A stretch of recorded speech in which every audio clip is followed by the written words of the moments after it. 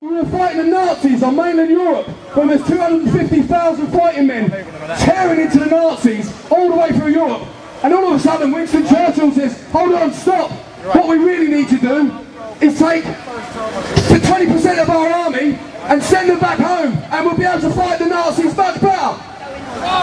He would never! What a joke! An absolute joke! And he's telling us that it's a good thing. You tell it to the wives and the children of all those armed forces personnel that their mums and dads are losing their jobs, doing what they love to do, serving their country. And it's not for the money, I can tell you, because the money's not all that. It's one of the worst paying jobs. It's a vocation. And it needs to be treated, it's like nursing, it's a vocation. It's outrageous. And then we've got the generals, the big fat generals. Their silence is deafening on this whole subject. Not one of them has come out and blamed the government and condemned the government and condemned David Cameron and said, what the bloody hell are you doing? Because they're all watching their fat cat, big golden handshake pension payoffs. And that's what they're doing. They're supposed to be leaders of our armed forces, generals, but leading from the rear, like David Cameron behind number 10.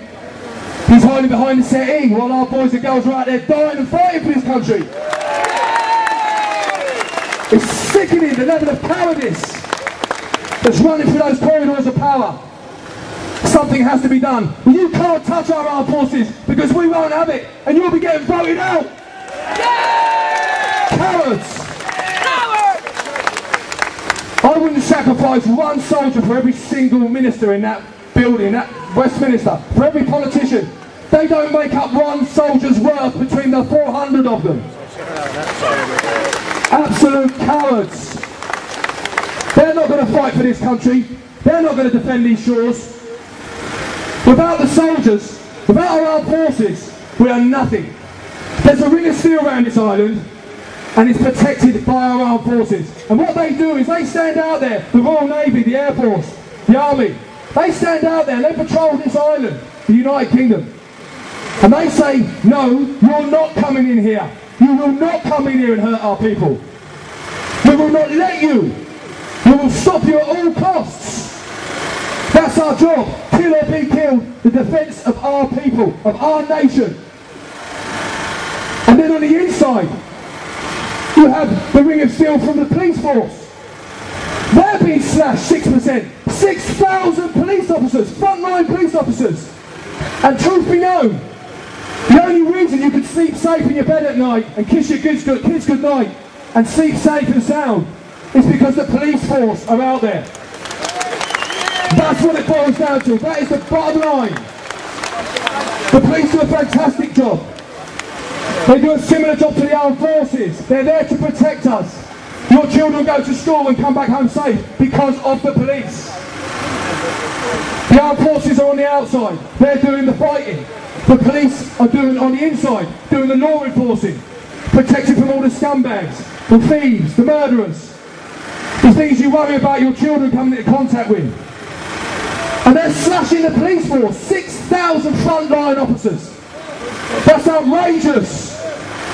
At a time when we have never had more civil unrest in this country, or there's never been as much crime and danger, with riots, with drugs, with crime, violence. Never has it been so bad as it is now. They're slashing 6,000 frontline officers, and David Cameron's slashing 20,000 armed forces members when we're at war. It's unbelievable. No leader has ever cut our armed forces while we was at war. Never. Our armed forces need to be shown the correct respect, and the military covenant, I know I bang on about this, but it needs to be enshrined into law. They need protection. David Cameron and all his ministers shouldn't be able to say 20,000 soldiers, armed forces members, are being sacked.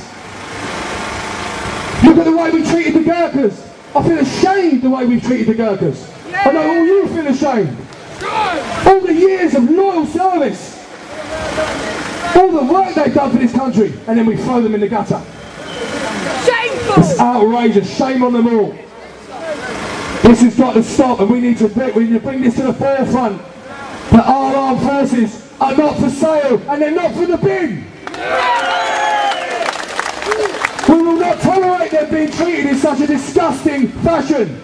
Never! They should be ashamed of themselves. Shame! Men that wouldn't fight for love and money, that have no courage in Westminster, are sacking and making redundant brave fighting men coming home here after a tour of duty in Afghanistan, after serving their country. Where are these 20,000 men and women going to live?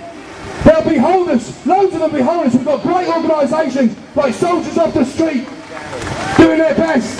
Soldiers coming home with nowhere to live, while we've got Somalian refugee families 16 plus living in £2 million penthouses, being paid for by us. And we've got soldiers living in doorways, homeless. It's outrageous. It's got to stop. It's unbelievable. I've got a little thing that's been penned here. Bear with me. It's by a soldier's wife. Bear with me. It's very poignant, and it sums up to me the value and the worth of the armed forces of a soldier. It's titled A Soldier. There is discipline in a soldier. You can see it when he walks. There is honour in a soldier. You hear it when he talks. There is courage in a soldier. You can see it in his eyes. There is loyalty in a soldier, that he will not compromise. There is something in a soldier that makes him stand apart. There is strength in a soldier that beats from his heart. A soldier isn't a title that any man can be hard to do.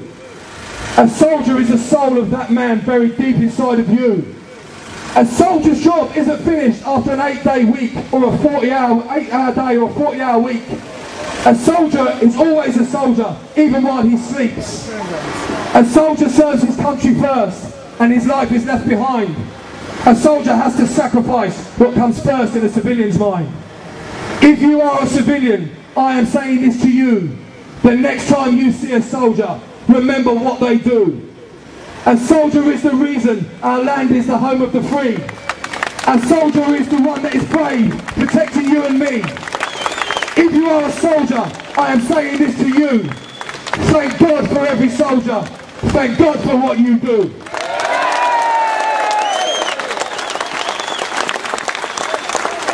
God bless our armed forces, every single man and woman. God bless all our troops, and may they all come home safe. They are doing a fantastic job out there. They're dying every day. And for what? For cowardly politicians to send them to their death while they lie in their own pockets. Who here would exchange one soldier for all 400 politicians? They're not worth their weight. Politicians, they've sold our armed forces out. Right, shame on them all. Anyway, God bless you. That's all I have to say about that subject. Thanks very much for coming, folks. Really appreciate it once again. It's an absolute pleasure to see you all. You know, it's an absolute pleasure. It's very humbling. I'll say it all the time, it's true. God bless you. God save the Queen. And if the Dewsbury Brothers want to have a crack at the whip, there it is. Take your shot. Because there'll be no surrender. There'll be no white flag raised on British soil. Ever. Ever. You can set off all the bombs and bullets that you want. You will never defeat the British people. Never. God bless you all, folks. Love ya. English Defence League.